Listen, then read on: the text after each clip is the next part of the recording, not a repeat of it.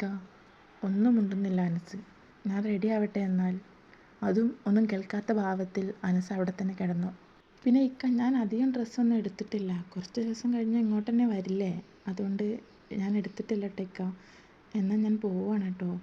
അങ്ങനെ മൂസിന ബാഗെല്ലാം എടുത്ത് താഴേക്ക് ഇറങ്ങി. ഞാൻ പോവാണ് കേട്ടോ ഇക്ക. കുറച്ച് ദിവസം കഴിഞ്ഞാൽ അക്കാനെ കൂട്ടാൻ വരണം കേട്ടോ. ഞാൻ വന്നില്ലെങ്കിൽ ഉമ്മ ഇവിടെ ബുദ്ധിമുട്ടിലായി പോകും. അതാ. മൂസിനയുടെ വാക്കുകൾ കേട്ട് അനസ് എന്നൊരു മുഴക്കം മാത്രം. ഉമ്മ, ഞാൻ പോയിട്ട് വരാട്ടോ. ഉമ്മയുടെ കണ്ണ് നിറഞ്ഞു. എന്തിനാ ഉമ്മ കരയുന്നത്? ഞാൻ 2 ദിവസം കഴിഞ്ഞാൽ തിരിച്ചു വരില്ലേ?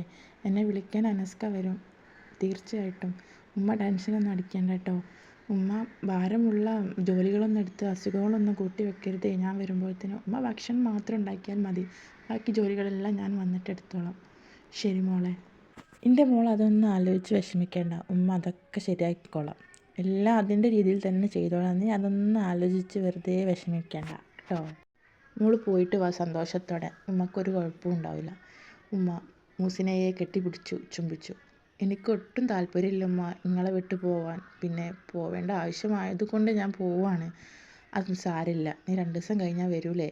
സാരില്ല, നീ പോയിട്ട് വാ. മോളെ, എന്നാൽ പോവല്ലേ നമ്മൾ? ഉപ്പ വിളിച്ചു. ആ ഉപ്പ, ഇറങ്ങാം. ഇക്ക ഞങ്ങൾ പോകുന്നത് കാണാൻ പോലും ഒന്ന് വന്നില്ലല്ലോ എന്ന് മൂസിന മനസ്സിൽ വിചാരിച്ചു. ഞാനിപ്പോൾ വരാം ഉപ്പ, ഇക്കയോട് ഒന്ന് പറഞ്ഞിട്ട്. ആ ശരി മോളെ. അവൾ നേരെ മുകളിലേക്ക് പോയി. അപ്പോഴും അനസ് അവിടെ കിടക്കുകയാണ്. ഇക്ക, അനസ്ക, ഞാൻ പോവാട്ടോ. എന്താ ഇക്ക ഞാൻ പോകുന്നത് കാണാനൊന്നും താഴേക്ക് ഇറങ്ങി വരാത്തത്? എന്താ ഇപ്പോൾ നീ പോകുന്നത് കാണാനിപ്പോൾ എന്താ? എന്നാൽ ശരി ഇക്ക, എന്നാലും ഇനി 2 ദിവസം കഴിയുമ്പോൾ കൂട്ടാൻ വരണം കേട്ടോ. മൂസിന ആവർത്തിച്ച് അത് തന്നെ വീണ്ടും വീണ്ടും പറഞ്ഞുകൊണ്ടിരുന്നു.